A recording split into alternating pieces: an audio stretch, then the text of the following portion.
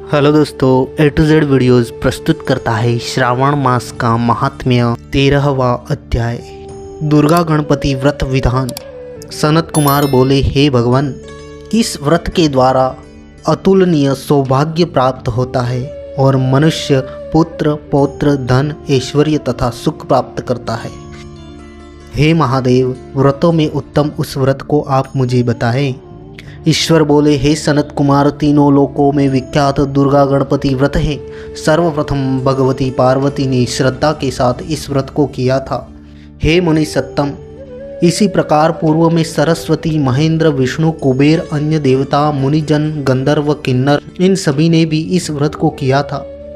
श्रावण मास की शुक्ल पक्ष की शुद्ध व महापुण्यदायिनी चतुर्थी तिथि को इस व्रत को करना चाहिए, क्योंकि उसी दिन सभी पाप समूह का नाश हो जाएगा।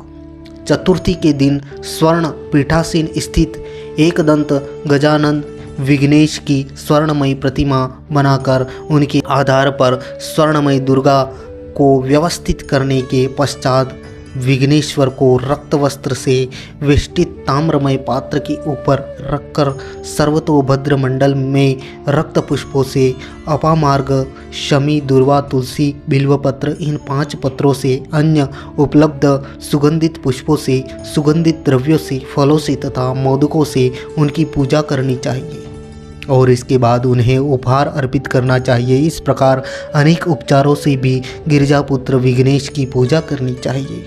इस प्रकार कहे, सुवर्ण निर्मित इस प्रतिमा में विघ्नेश का आह्वान करता हूँ। कृपा निधि पधारे इस सुवर्णमय सर्वोत्तम रत्न जटिल सिंहासन को मैंने आसन के लिए प्रदान किया है, इसलिए विश्व के स्वामी इसे स्वीकार करें।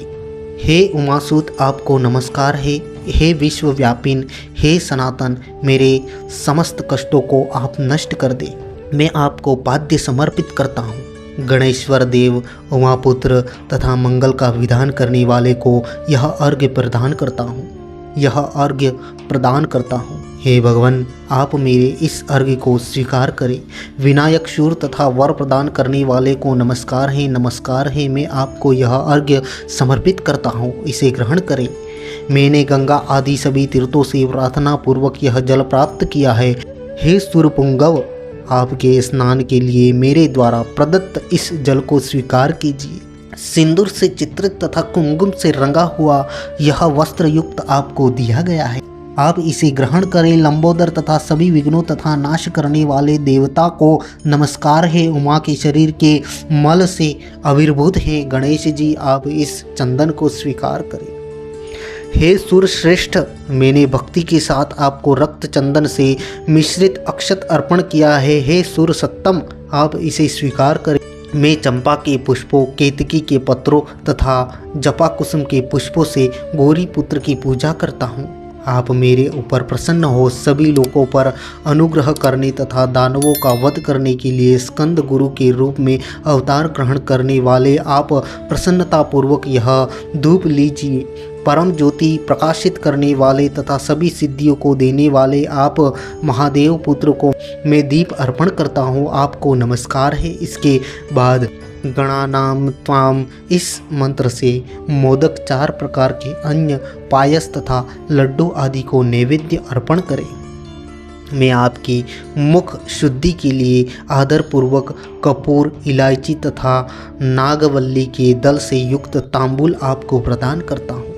हिरण्यगर्भ के गर्भ में स्थित अग्नि के सुवर्ण बीज को मैं दक्षिणा रूप में आपको प्रदान करता हूँ, अतः आप मुझे शांति प्रदान कीजिए। हे गणेश्वर, हे गणाध्यक्ष, हे गौरीपुत्र, हे गजानंद, हे इभानन, आपकी कृपा से मेरा व्रत पूर्ण हो। इस प्रकार अपनी सामर्थ्य के अनुसार विघ्नेश का विधिवत पूजन करके उस पर निवेदित सामग्री सहित गणाध्यक्ष को आचार्य के लिए अर्पण कर देना चाहिए। उनसे प्रार्थना करें, हे भगवान, हे ब्राह्मण, दक्षिणा सहित गणराज्य की मूर्ति को आप ग्रहण कीजिए। आपके वचन से मेरा यह व्रत आज पूर्णता को प्राप्त हो।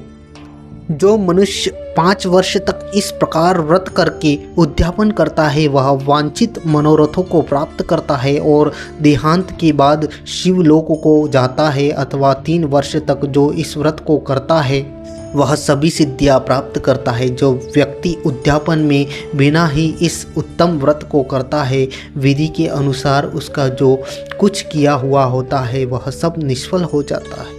अब उद्यापन विधि बताई जाती है। उद्यापन के दिन प्रातःकाल तिलों से स्नान करे। उसके बाद व्यक्ति एक पल या आधा पल या उससे भी आधे पल की स्वर्ण की गणपति की प्रतिमा बनाकर पंचगव्य से स्नान करा भक्ति तथा श्रद्धा के साथ इस 10 नाम मंत्रों से दुर्वादलों से सम्यक पूजन करे। हे गणाधीश, हे उमापुत्र, हे अघनाशन, हे विनायक, हे ईशपुत्र, हे सर्वसिद्धि प्रदायक, हे एकदंत, हे इभवक्त्र, हे मूषक वाहन, आपको नमस्कार है। आप कुमार गुरु को नमस्कार है। इन नाम पदों से पृथक पृथक पूजन करें। पहले दिन अधिवासन करके प्रातःकाल ग्रह होम करके दुर्वादलों तथा मोदकों से होम करना चाहिए।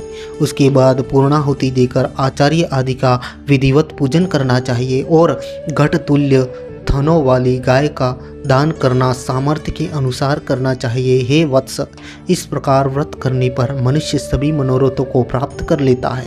हे सनत कुमार, आपने अपने प्रिय पुत्र गणेश के व्रत करने से संतुष्ट होकर मैं उस मनुष्य को पृथ्वी पर सभी सुख प्रदान करके अंत में उसे सद्गति देता हूँ। जैसे दुर्वा अपनी शाखा प्रशाखाओं के द्वारा वृद्धि को प्राप्त होती है, उसी प्रकार उस मनुष्य की पुत्र पौत्र आदि संतानें निरंतर बढ़ती रहती है। हे सनत कुमार, मैंने दुर्वा गणपति का यह अत्यंत गोपनीय व्रत कहा है। सुख चाहने वाले को इस सर्वोत्कृष्ट व्रत को अवश्य करना चाहिए। इस प्रकार श्री स्कंद पुराण के अंतर्गत ईश्वर सनत कुमार संवाद में श्रावण मास महात्म्य में दुर्वा गणपति व्रत कथन नामक 13वां अध्याय पूर्ण हुआ। थैंक यू सो मच दोस्तों वीडियो देखने के लिए। अगर आपको यह वीडियो पसंद आया हो तो वीडियो को लाइक कर लीजिए, शेयर कर दीजिए और चैनल को सब्सक्राइब कर लीजिए ताकि आगे आने वाले ऐसे ही वीडियो आप तक सबसे पहले पहुंच जाए।